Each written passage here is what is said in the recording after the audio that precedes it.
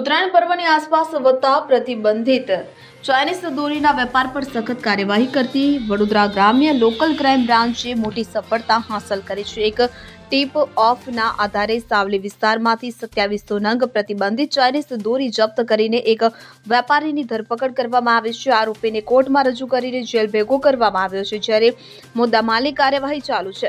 એલસીબીની ટીમને મળેલી ગુપ્ત માહિતીના આધારે સાવલીના સંભલાયા સીમમાં આવેલી ઓરા કંપની પાસેના રોડ પર ઉત્તરાયણ પર્વ પહેલા ચાઇનીઝ દોરીનું વેચાણ થવાનું હતું। તપાસ દરમિયાન GJ6BV4310 નંબરના ટેમ્પામાંથી આ દોરીના 2700 નંગ જપ્ત થયા કે જેની આશરે કિંમત 12,06,000 રૂપિયા છે। વળી વાહનની કિંમત 5 લાખ રૂપિયા માનવામાં આવી કે જેથી કુલ મુદ્દામાલ કિંમત રૂપિયા 17,06,000 જેટલી થાય છે।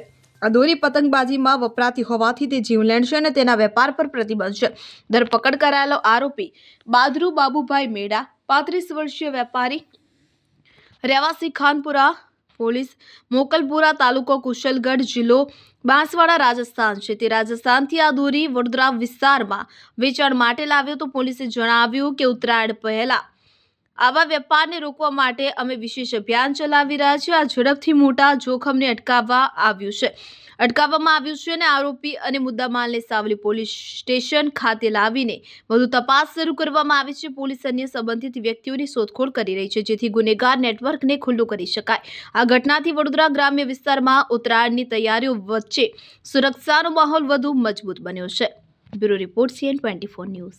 હવે જુઓ દેશ દુનિયાની તમામ ખબરો તમારી આંગળીના ટેરવે। ઉઠાવો મોબાઈલ અને ગૂગલ પ્લે સ્ટોર પરથી ડાઉનલોડ કરો અમારી CN24 ન્યૂઝ મોબાઈલ એપ।